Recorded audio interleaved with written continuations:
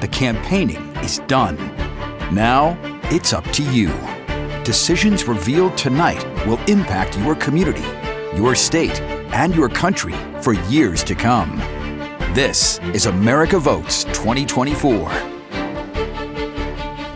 As we come on the air, polls are closing across Middle Tennessee and Southern Kentucky. Thank you for joining us tonight for America Votes, the 2024 presidential election. I'm Carrie Sharp. And I'm Rory Johnston. We're going to be here with you on News Channel 5 Plus and our streaming platforms for the next hour, bringing you the results of the races that matter the most to you. And our team is at the ready to bring you numbers as they come in, reaction from the political parties, and our political analyst, Pat Nolan, is here to provide you with the perspective you need to understand the results of this really important election.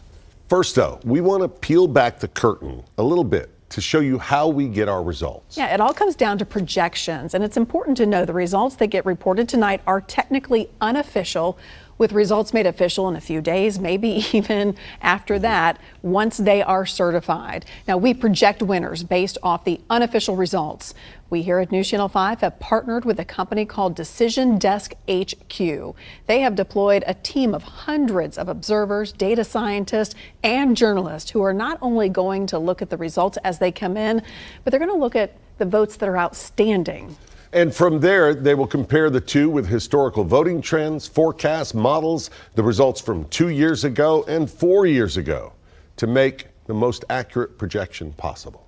So our goal is to be the most accurate, not necessarily the quickest with the election result and the race for 270. We know so many of you are watching the presidential race. We want to take a quick look at the national results that are in so far.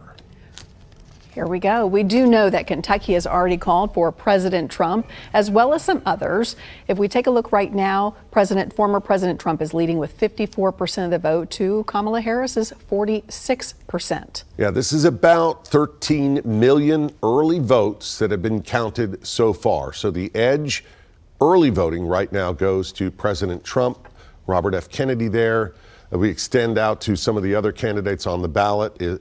Robert F. Kennedy obviously ceasing his campaign, throwing his support behind President Trump. Carrie, you mentioned Kentucky was one of the first states called for President Trump when the polls closed, and now? And now we know that Tennessee has also been called for former President Trump. Not a surprise, third time in a row for him.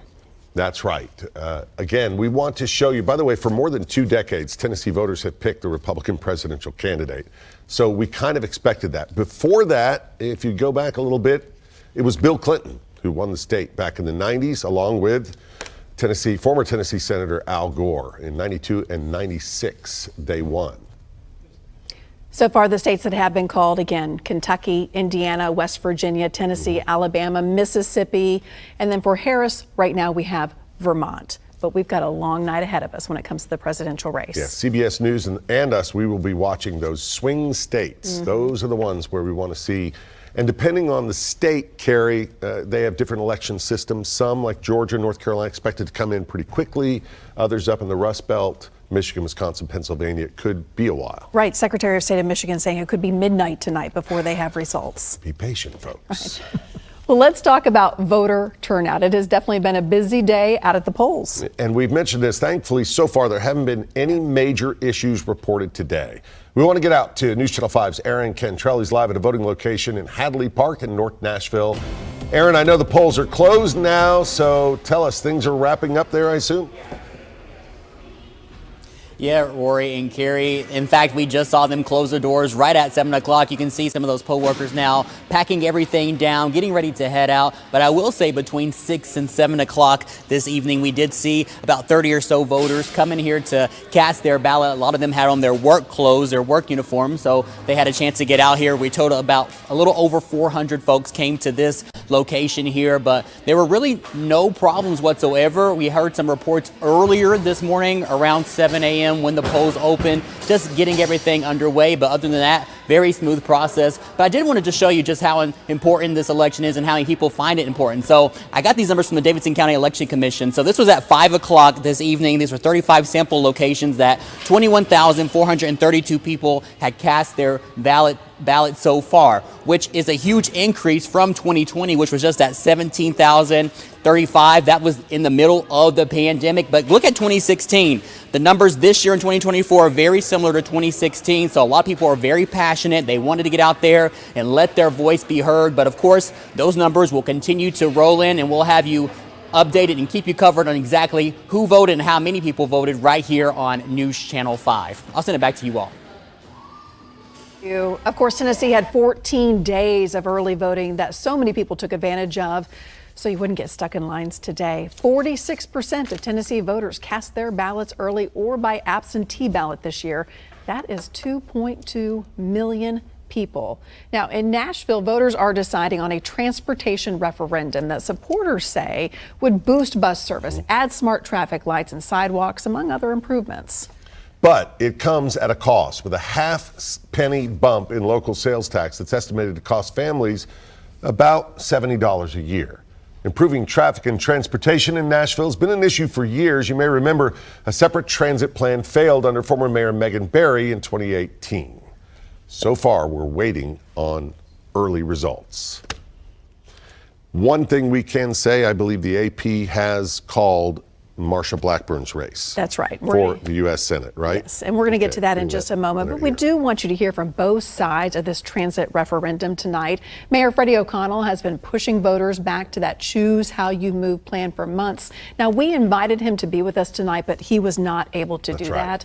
So I sat down with him just a few hours ago to hear what he had to say. Mayor O'Connell, thank you for being here. Happy Election Day to you, by the way. We have finally gotten to this point. You know, 6 years ago, Nashvillians voted on a very different transit plan that failed miserably. Why do you think choose how you move is the right plan for right now? So I think you just hit on it. We knew that that voters had said this is not the right plan for the city. So we went back and we paid very close attention to things that voters said that they wanted. We had in that period dozens of additional transportation-based plans, tens of thousands of people telling us exactly what they did want. Mayor Cooper, in fact, did a transportation plan that got unanimously supported by the Metro Council a few years ago. So we took all of that work. We built a couple of different advisory committees to help make sure we were getting this right from a policy perspective. We had a technical advisory committee with kind of subject matter experts and people who'd been working on policy for a long time, and then a larger community advisory committee, and all of their efforts culminated in a comprehensive transit improvement program that I think voters told us also last year. All mayoral candidates effectively said it's time to do dedicated funding for transportation. And I think that's the thing that Nashvillians agree on. Your opponents say some of this work is already approved and being done, specifically the light synchronization. So why ask for this tax to do more? I'm not sure exactly what they're operating off of. NDOT has done some things in the past, back when they were Public Works. But historically, I remember very clearly when Mayor Barry was still in office, there was this great signal retiming, of the period in that first couple of years. And that was great as a one-time event, but it didn't lead to what we're trying to do. We're trying to upgrade and modernize signals across the city, 2/3 of them, almost 600 signalized intersections, quickly in a period where we think we can get half that done in 5 years. If this program doesn't pass, it's going to take decades to get as much progress as we want. And we have just brought online a state-of-the-art traffic management center just a few weeks ago.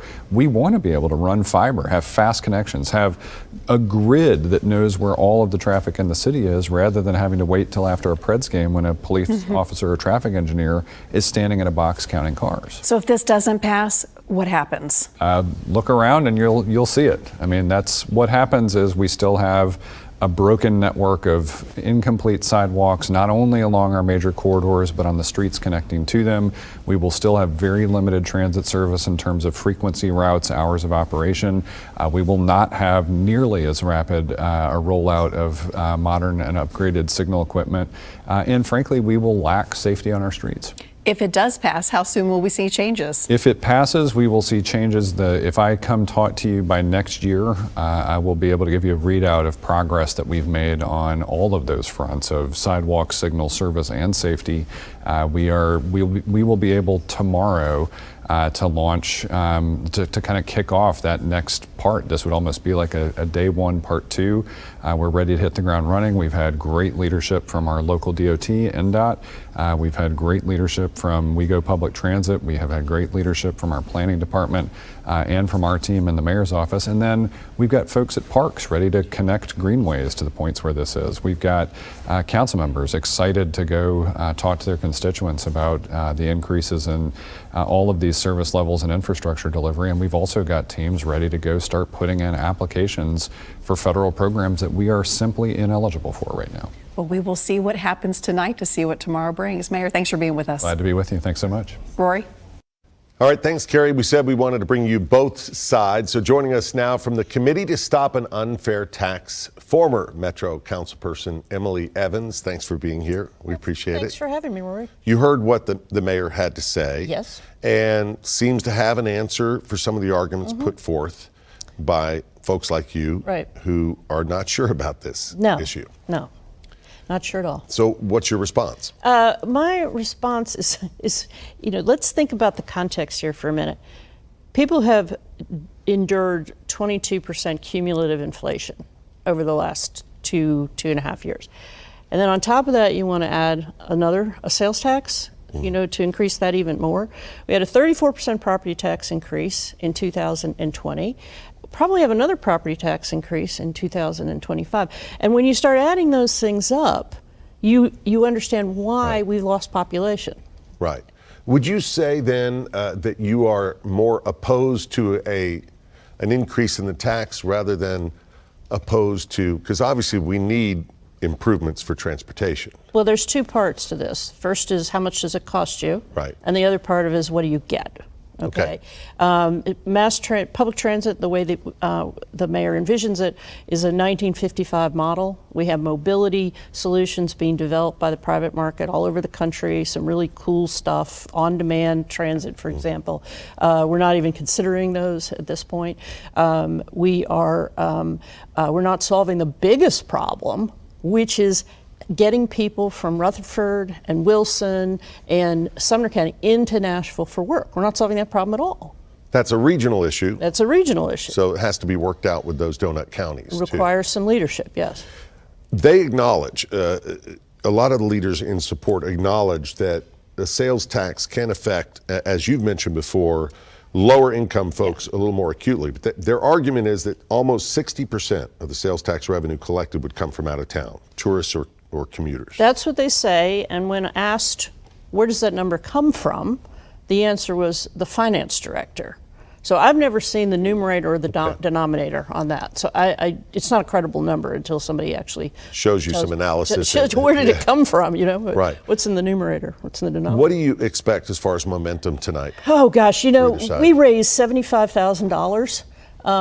They raised 3.2 million, I think. So I think by all rights, we should expect to lose. However, my experience with the voters going around the county is they're kind of angry. They're angry at the cost of living. They're angry about the economy. They're angry about the lack of understanding for those things. Real quickly, before we go, we heard in Carrie's interview with the mayor, check in with me on changes in progress. You're going to be watching if this assumes it passes? If it passes, absolutely. Yeah. Emily Evans, thank you. Thanks. We appreciate it so much. Well, folks, you have seen the ads all over TV and social media for months. We're talking about the battle for Tennessee's Senate seat, Carrie. That's right. Incumbent Republican Senator Marsha Blackburn has been pledging to secure our borders, cut taxes, and stop dealings with China. And she is now the projected winner of Tennessee's Senate seat. She was up against Democratic contender and current state lawmaker Gloria Johnson, who says she would keep women's reproductive freedom at the forefront and work to strengthen gun laws. Well, it's time to take a look at our 4 races for the U.S. House of Representatives, how those are stacking up so far. Not huge surprises here. Let's start with Tennessee's 4th congressional district. The Associated Press has called this race for incumbent Republican Representative Scott Desjardins, who was up against pro-choice and pro-gun reform Democrat Victoria Broderick and 2 independent candidates. Now, in House District number 5, Republican Andy Ogles is up for re-election, saying he will continue to work to secure the border, stop inflation, and defend the Second Amendment. Taking him on this year is Democrat Miriam Abel-Fazli, who says she will fight for policies that protect women and families. So far in this race, there is a big divide here when it comes to the results that we are getting in. 76% for Andy Ogles, 21% for the Democratic candidate. Big divide, but no winner called just yet. Let's go to District 6. The projected winner already now is incumbent Republican Representative John Rose. He beat out Democrat Lori Bergman, who says she's driven by concerns about climate change and the rise in hate. And finally, the race for Tennessee's 7th Congressional District, Republican Representative Mark Green is on the ballot. Now, you may remember he actually said he would not run for re-election, but changed his mind after getting a call from former President Trump. He is up against former Nashville Mayor Megan Barry, who is promising to ban stock trading by members of Congress and support a woman's right to choose. Right now, some very familiar numbers here. 75% of voters voting for Mark Green. The night is young. And no big surprise so far, Pat, from you, from what you've seen. No, the Republican supermajority in the legislature drew all these new lines, and they meant it to be Republican districts, and they still are. And they're hoping, they were hoping, I'm sure Megan Barry hoped she'd do better. She had a plan that she could possibly win that district based on how the Phil Bredesen-Marsha Blackburn race went. But that was a non-presidential year, and when you put in the extra votes, and particularly when you're on the same ballot with now Donald Trump, who's, as we've already seen, was the most popular politician in Tennessee before and still is, that wasn't going to change. And that's like that's David and Goliath, but Goliath this time has the slingshot. That's right. Didn't she jump into the race before he decided to recommit to it? She jumped in the race, and then he got out, and then he came back. Yep. It wasn't too much time between that because there would have been Republicans jumping in if he'd stayed out. True. Thanks, Pat. People on both sides of the aisle are gathering to watch the results come in tonight. We're talking top leaders, volunteers, campaign workers. Let's start our live coverage now with News Channel 5's Chris Davis live at the Cool Springs Marriott, where our Republican lawmakers and supporters are gathering. Chris, the AP just called for Tennessee Senator Marsha Blackburn. Is there a lot of excitement there for her? Absolutely, Carrie. The second that alert went out, you could see people checking their phones, and then it went up on the big screens. Sustained applause, because that's why everybody, for the most part, is here tonight, although there are other people watching some other Republican races, because this is kind of the main party for the Republicans tonight in the Franklin area. I'm going to step out of the side of the way so you can just see how crowded this room is. I don't know if a fire marshal is near. We may be testing that tonight. But it's a who's who of some of her biggest donors in here. I saw Metro Councilwoman Courtney Johnston in the room, along with some other legislators who have been loyal supporters of Senator Blackburn. Not much suspense in this race. Tennessee is a reliably red state, at least for the time being. Senator Blackburn is a reliable Republican as well. She faced Representative Gloria Johnson, who is also in another race tonight. Actually, right now they are putting that result on live from another network that's being broadcast through here, and a few more scattered applause there. But as we mentioned before, Representative Johnson was her opponent in this, but she is not necessarily done for the evening. She also decided to run for her current Tennessee House race in Knoxville, where she is likely to retain that seat. So it isn't the last that we've seen of Representative Johnson. That being said, we are expecting to hear from Senator Blackburn, the projected winner, in the next 20 minutes or so. I think they're trying to savor this victory right now, and then she will address this crowded room of supporters. As that happens, we may try to bring it to you here on the Plus and definitely on newschannel5.com. That's the latest from the Blackburn party. We'll send it back to you guys. Chris, thank you. Keep us posted when that speech happens. Dozens of candidates are vying for positions of leadership as the race for the state house is on. Democrats and their supporters are watching the numbers pour in as well. We want to continue our team coverage with News Channel 5's Kelsey Gibbs live from Madison Station. Kelsey, Democrats say they hope to flip some seats blue tonight, right? Rory, yes, there are several, about a dozen new Democrats who are trying to flip these seats blue here on the state level. And so we do know that a lot of them decided to run because of personal reasoning. We know Shondell Brooks, she says that when her son was murdered in a mass shooting in Nashville, she knew that it was time for her to turn her pain into power. We know that Allie Phillips out of Clarksville, she's telling us that she needed an emergency abortion and had to leave the state, and that fueled her to want to run for office. So there are, again, several of these dozens of new Democrats wanting a chance and trying to fight and claw their way and winning a seat in the state capitol. Now, they spoke outside the state capitol on Monday for that final push and message to voters. The issues that they are fighting for are to defend reproductive freedom. They want to build safer communities by keeping firearms from dangerous people and protecting kids and safeguarding Middle Tennessee's landscapes and water sources. Democrats say they're here to fight for working families, to fight for freedoms, and to fight for the future. Shondell Brooks is running the state's 60th House district here in Davidson County. This is what she had to tell us on Monday. People want to be safe. They want to make sure that their children are making it back home. They want to be able to afford to put food on their tables. They want to be able to afford health care. These are real issues. They're not Democrat issues. They're not Republican issues. They are people issues. So we are, of course, keeping an eye out on these more than a dozen races, as well as some incumbent races. Senator Heidi Campbell, she is making her rounds here at Harkin Hall. We're going to have a live interview with her later in this show. But again, we are keeping an eye on the results as well as people here. But of course, we'll have more coming up. I'll send it back to you, Rory and Carrie. Hey, thank you. All right, we want to remind you that we're going to do these updates across the board twice an hour. That's coming up in a few minutes. We want to get Pat's reaction to this, though. You mentioned, obviously, the supermajority at the state level, the Republicans will hold. You know, 20 years ago, the Democrats had control. Now the Republicans do.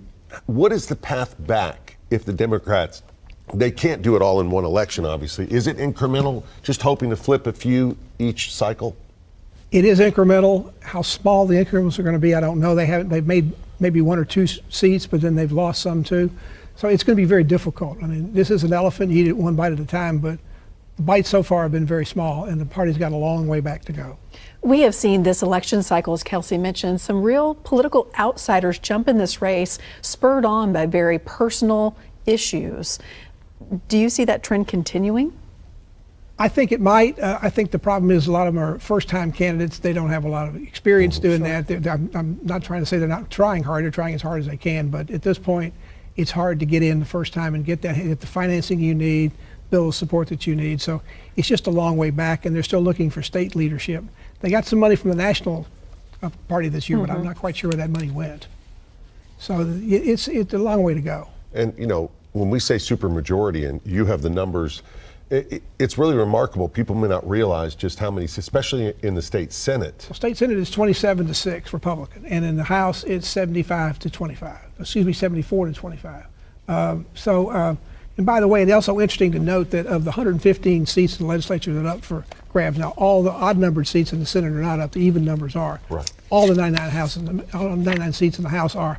That's 115 seats. Out of that, somewhere between a fourth and a third are unopposed. Most of those are Republican, but there's about so like I say, over a fourth, but less than a third of those 115 Which says seats. A lot about our system right now. Well, it says that they draw these districts to keep people, and in some cases, if you don't have any opposition, it means that nobody even thought to have any kind of a chance to beat you. That's right. Well, Pat, thank you. Sure. Wow, we got a lot to cover. Yes, we do. We want to remind you to stay with News Channel 5 for real-time election coverage across the area, online and streaming on our app. You'll also find our partners with Scripps News, reporters in key battleground states with the very latest. We will be right back. Stay with us.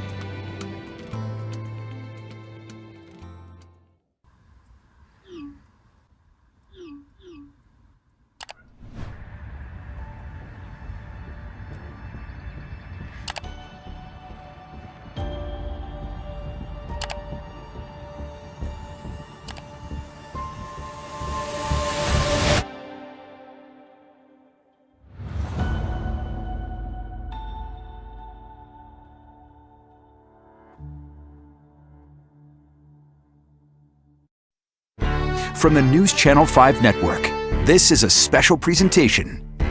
America Votes 2024. And thank you for joining us for this America Votes update. I'm Carrie Sharp. And I'm Rory Johnston. We want to get straight to results for you. In Nashville, we know voters are deciding on a transit referendum that supporters say would boost bus service, add smart traffic lights, new sidewalks, among other improvements. But it does come at a cost, with a half-penny bump in local sales tax that is estimated to cost families about $70 a year. We know a lot of you are waiting for these results. We are too. They are still being counted. We are watching for them closely. Yeah, we're going to bring them to you as soon as we can. 4 races for U.S. House seats here in Middle Tennessee, Carrie. So let's get over to Hunter Hoagland now with a look at those numbers that have come in so far. Hey, as you know, Carrie, you just said the night is still very young. Anything could happen at this point, but boy, do these numbers so far show a very strong showing for Republicans here. To kind of set the scene here, we have 4 of these House seats that are up for grabs tonight, all held by Republican incumbents in each of these districts. Something to point out. All of these Republican incumbents have staunchly aligned themselves with the former president. We are going to start here in District 5. You have Andy Ogles up against Maryam Abou-Fazli. Again, nothing called here officially, but Andy Ogles doing very well here at 77% of the vote, followed by political newcomer Maryam Abou-Fazli. When we look up here in District 7, you have Mark Green and Megan Barry. Mark Green, one of those guys who came out, said he wasn't going to run, ultimately said the former president wanted him to stay in the race. And as of now, it looks like he will win this race against former Nashville Mayor Megan Barry. Still nothing official. What is official, though, is when we look at District 6, John Rose going to win back his seat in the House at 77% of the vote, with political newcomer Lori Bergman at 23%. And just down south, we have Scott Desjardins holding on to his seat as well at 80%. So, guys, nothing official for some of these races, but all signs point to this being a very strong night for Republicans. That's right, and no big surprises at this point. Want to mention a quick check. As we've mentioned, incumbent Republican Senator Marsha Blackburn projected to be winning her seat back, beating Democratic challenger Gloria Johnson. Another 6-year term for the Republican.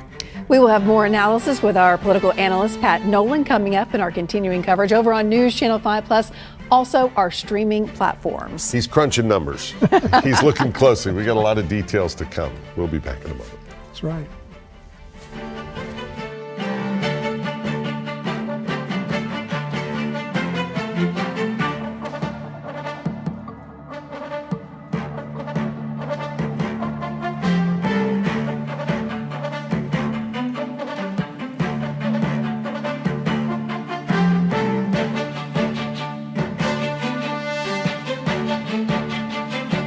Regardless of where you are in your walk of life, Nashville State has the resources to ensure your success.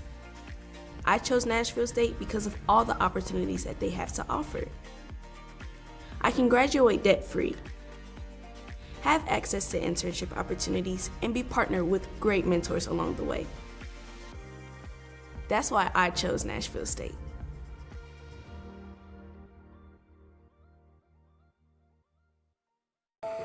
Junior achievement is where dreams take flight.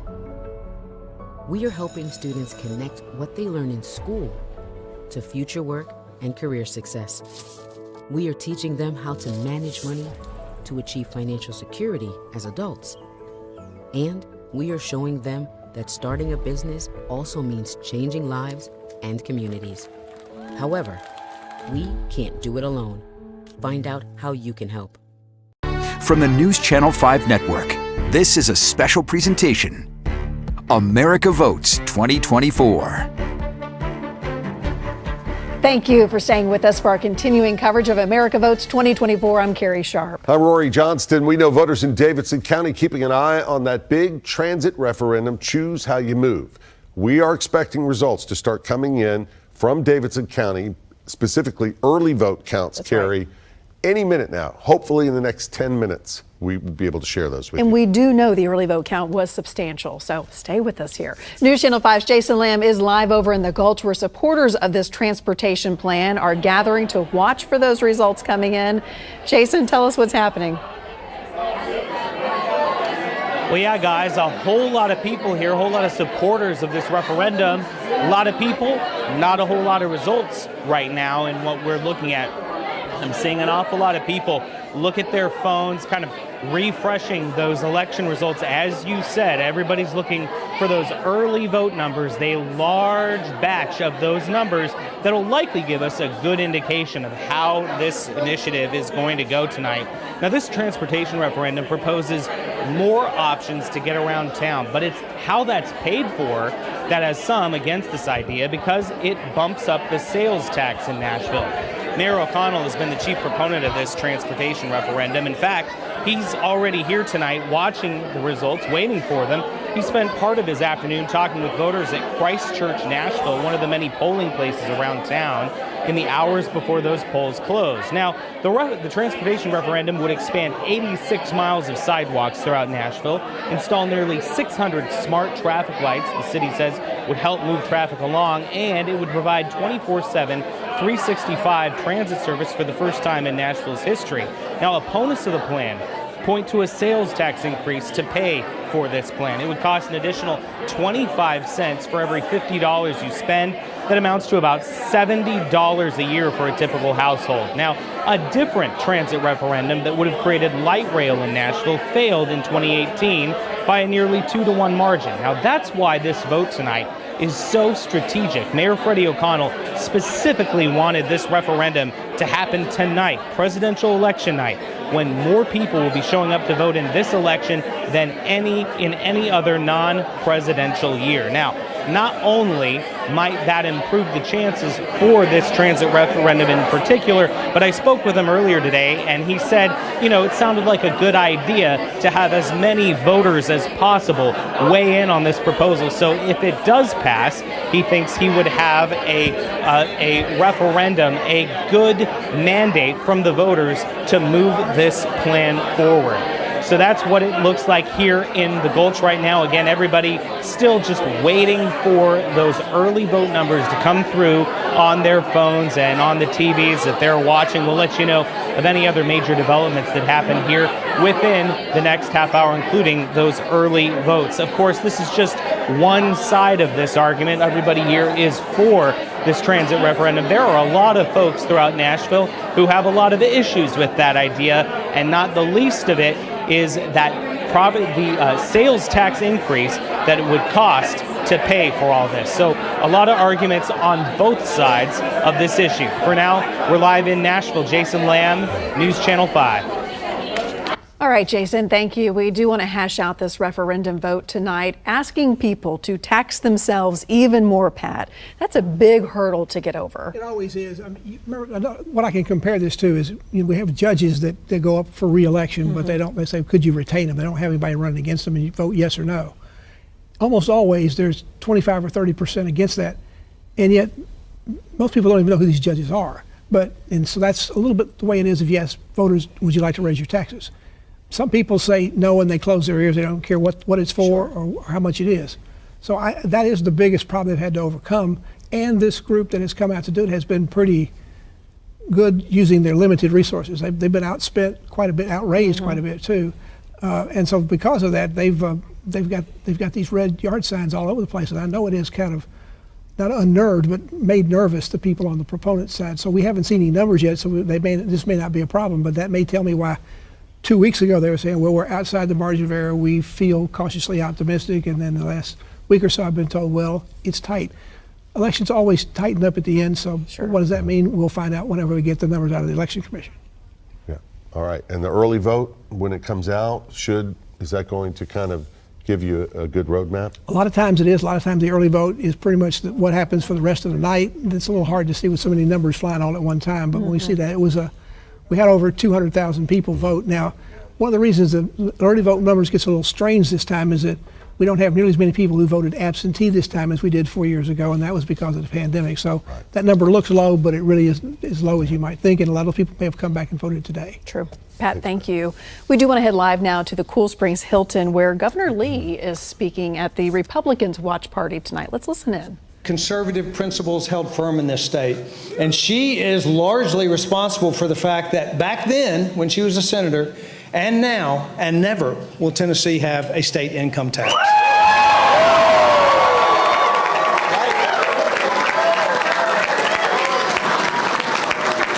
And And that is a perfect example of how Marsha Blackburn pushes against the status quo. She does it in Tennessee, and thankfully, thank goodness, she does it in Washington, D.C. Maria and I have known Marsha for a long time, and many of you have known her for a long time as well. And if you know anything about her, you know that she does not back down, and Marsha Blackburn is just getting started. And it is my honor to serve as the governor of this great state, but it is my high honor tonight to present to you, welcome our senior U.S. Senator and my good friend, Marsha Blackburn.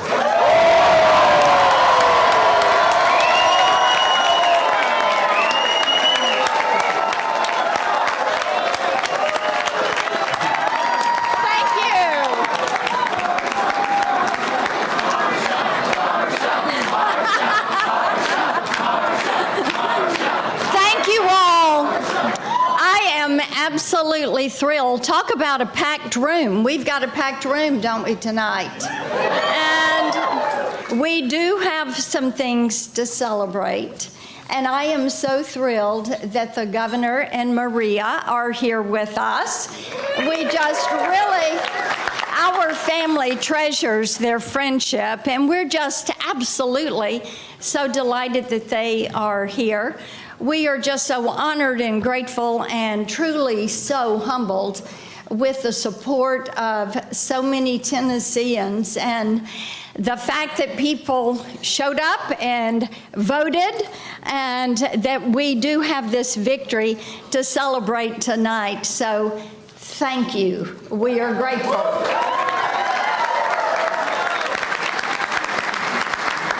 You know, I was so honored 6 years ago when I was elected to be the state's first female senator and elected to that office.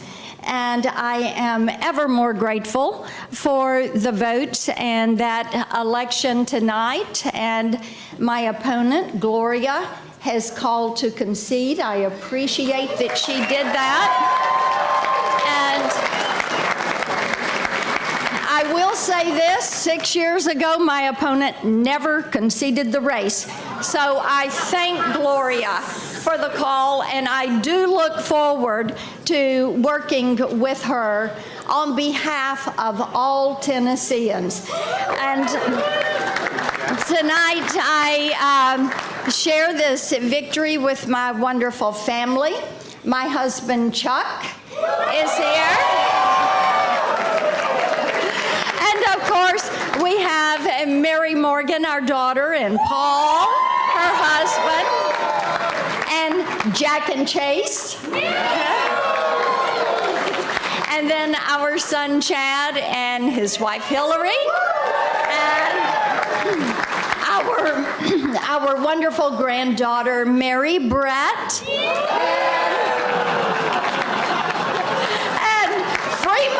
Looks like he's going to be a politician.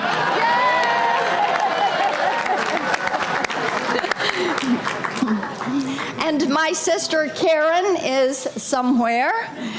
She was with us a little bit earlier. I also share this time tonight with our federal team, John Adame, who leads our federal team, and so many of our federal staff are here.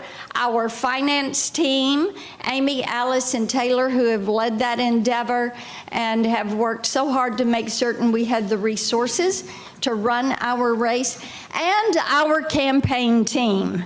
And they have worked tirelessly, so tirelessly.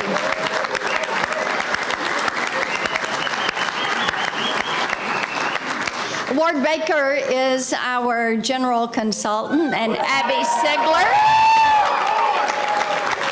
Abby Sigler is our campaign manager, and they have led our wonderful team, Savannah and Jolene and Sam, and our fabulous field team. And what a job they have done. Now, we all know that one person does not win a race. It takes an entire group of individuals. And our campaign team, what we decided to do was campaign schools for volunteers, and we trained 703 volunteers who have worked across this state. And we have worked as a team with all of our state reps and our state senators. And our volunteers and our field staff have knocked on over 636,000 doors in this state.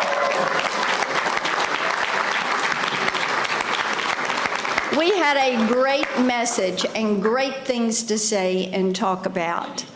And we have had hundreds of thousands more voter contacts. Not only the door knocking, but phone calls, writing notes, putting up yard signs, waving signs at polls and working the polls, making certain that Tennesseans got out to vote. And we have looked at this not as Team Marcia, but as Team Tennessee, because what we decided to do with this campaign was to invest in the next generation of leaders, because we want to make certain that Tennessee remains a conservative state. And that means you've got to raise up other leaders. So it's, we use TEAM as an acronym. Together, everyone achieves more. And we will continue to work together with the governor, with our local and state elected officials to make certain this state remains the best place in the United States to live, to work, to rear your family.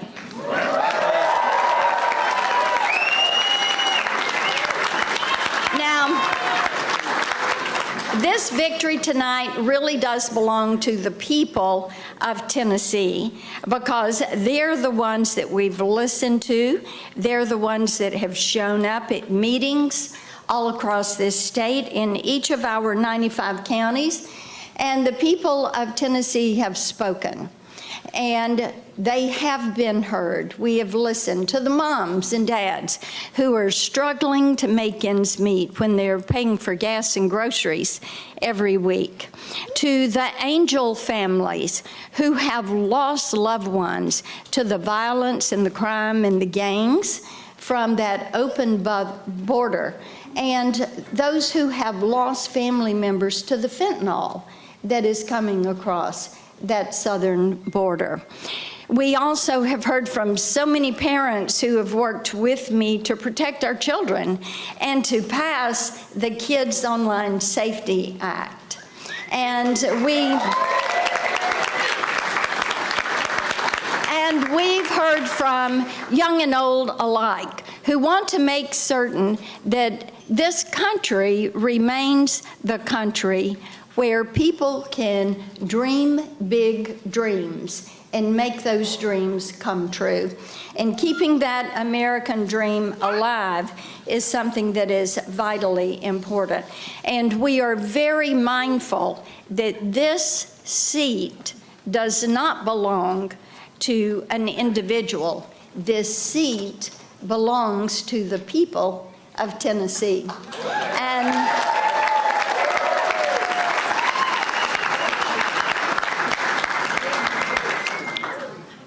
And the people have pretty much given us a to-do list, and I kind of like it.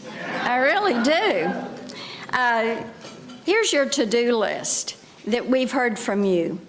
Bring back a strong economy and get rid of this inflation.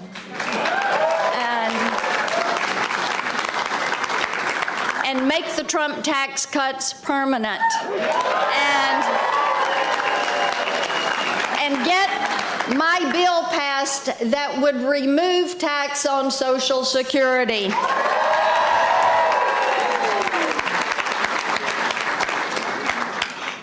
Secure that southern border and absolutely build the wall.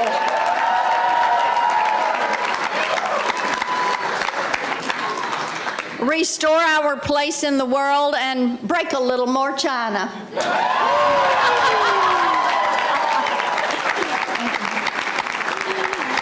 And to protect our children in the virtual space, and to rein in big tech, and to support our military and our veterans.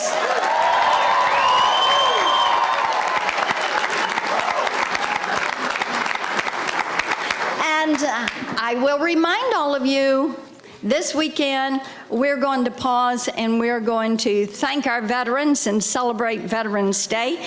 And if you're a veteran, raise your hand. Let us say thank you now.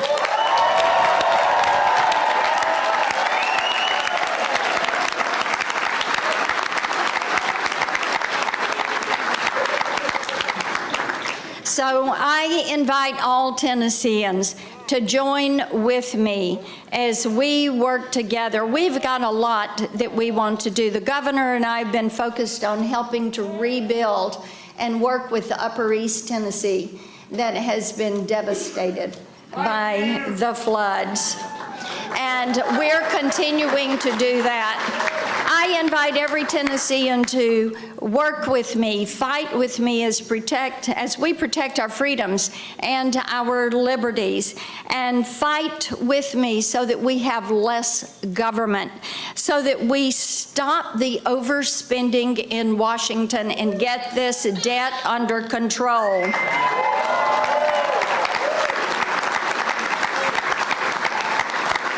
So that we restore our standing in the world and rebuild our military, and we get that border secured, and that we protect our children and make certain that when it comes to protecting our girls in sports, that we know what a woman is and we know what a man is.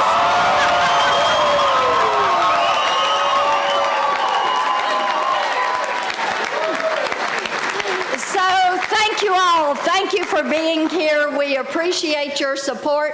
God bless you and Tennessee and the great United States of America. Thank you all. Okay, incumbent Senator Marsha Blackburn with her victory speech, and also thanking her opponent, Gloria Johnson. So a celebration in Cool Spring. Our senior senator of Tennessee. All right, we do want to check in with the Democratic Watch Party happening in Madison. Our Kelsey Gibbs is there for us tonight. Kelsey, what's the mood there? Hey, Carrie and Rory. Yes, we are here with State Senator Heidi Campbell. I know you are in a contested race as well. Has your results come in yet? How are you feeling right now? They have not come in. We're feeling good, but, obviously, just as we are with the whole race, a little bit nervous, but very hopeful.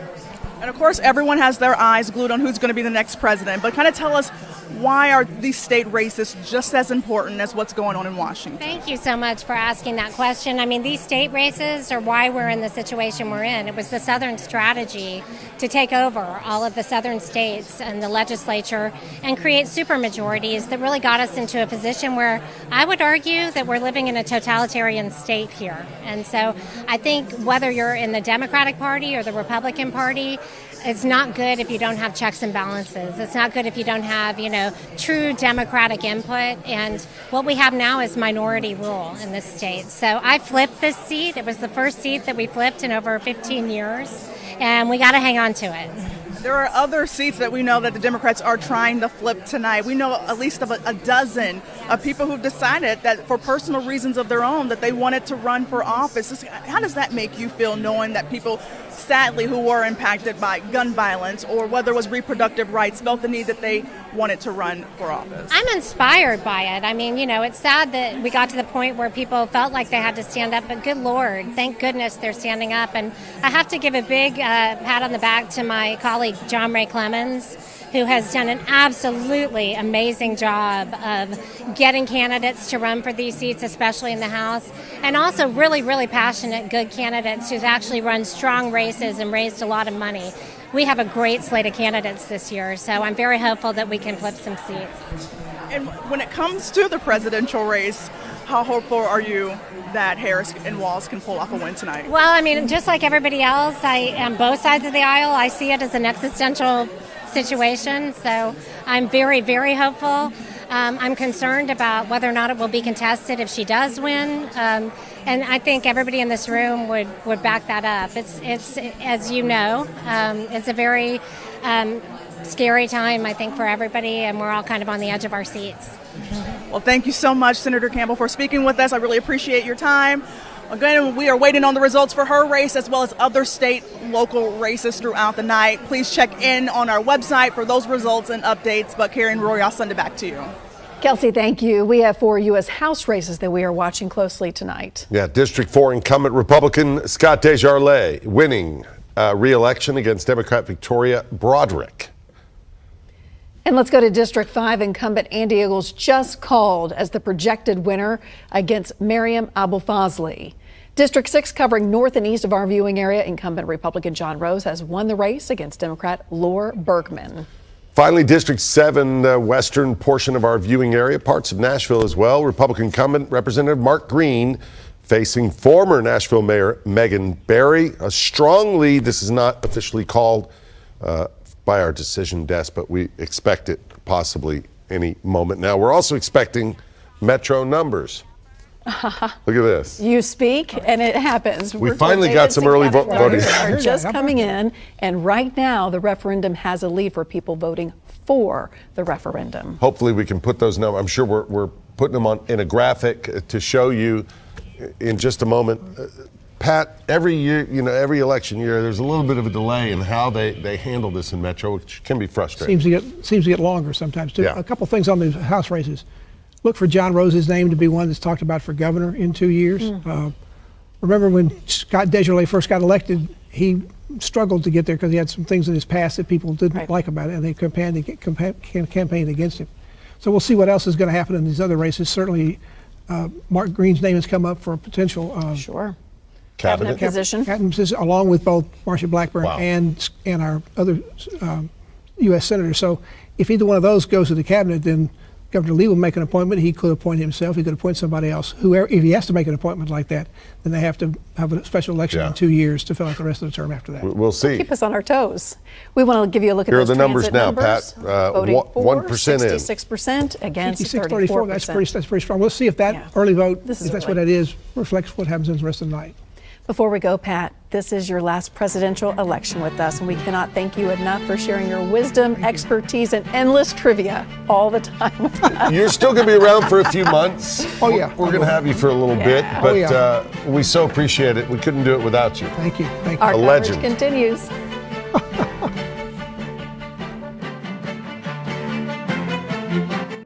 What if there was a place where every kid got a chance to be great? There is a place, and there's no other place like it. It's my school, Milton Hershey School. Our founders were Milton Hershey, the famous chocolate maker, and his wife Catherine. They wanted to help children who didn't have much, to create a place that was safe. The Hersheys believe learning shouldn't have a price, so we don't pay anything to go to school here. Everything we need is taken care of. Even a place to live with other students our age, with caring house parents to watch over us. In our homes, we learn to accept and appreciate one another, because the things that make us different bring us together. Our classrooms, they have no walls. We learn by doing, through programs that give us an early start on college and our careers. You see, we're more than a school. We're a community. We changed lives. I know, because this place changed mine. Milton Hershey once said that if he could provide for 100 kids, it would be worth it. But look at us now, more than a century of memories. And there's still more good to do. Because here, we have the chance to be great. And you can be next.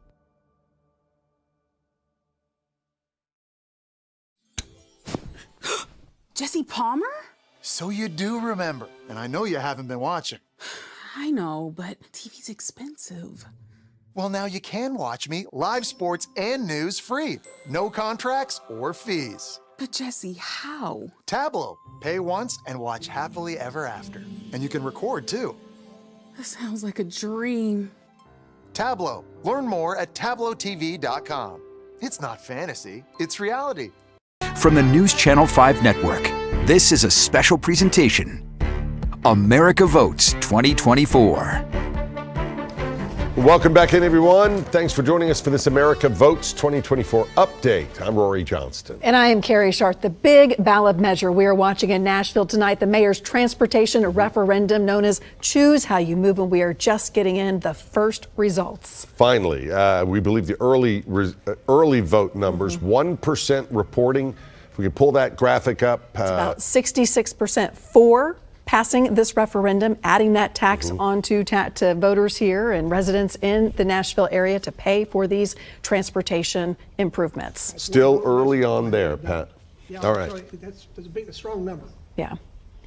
Let's go now to Kentucky. We want to mention voters there deciding on what some call a pivotal moment for education. Sounds familiar. Yeah, they're deciding on a constitutional amendment to allow tax dollars to support students attending private and charter schools. That being voted down tonight in Kentucky. You know, we've crossed this bridge here in Tennessee recently.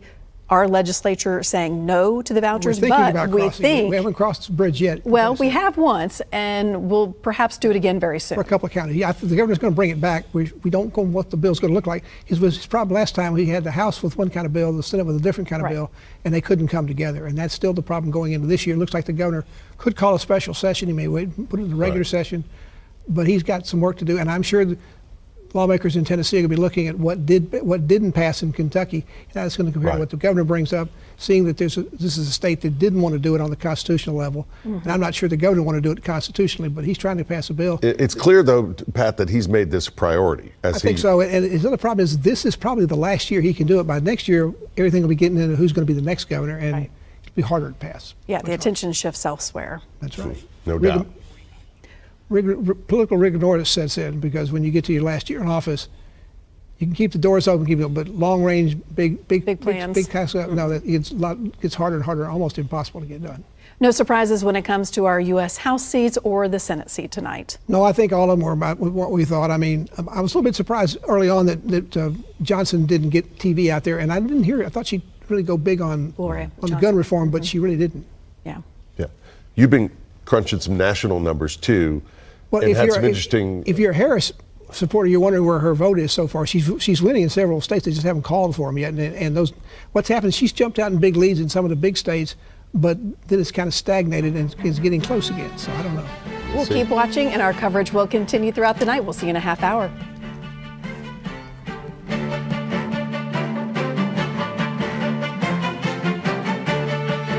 Extreme weather and climate disasters have sadly become a reoccurring part of our lives. But while 83% of pet owners live in disaster-prone areas, less than half have a disaster plan in place. Even worse, these plans often tend to forget about our furry friends. It's now more crucial than ever to have a well-packed pet disaster kit on standby with your pet's essentials like food and medicines. For over 140 years, the team at American Humane have been lending a hand to animals in need, whether it's rescuing animals caught in disasters, ensuring the welfare of animal actors on screen, or safeguarding our planet's endangered species. They're committed to creating a better world for animals. And remember, natural disasters threaten humans and animals alike, so take precautions to keep you and your pet safe. For more information, please check out AmericanHumane.org.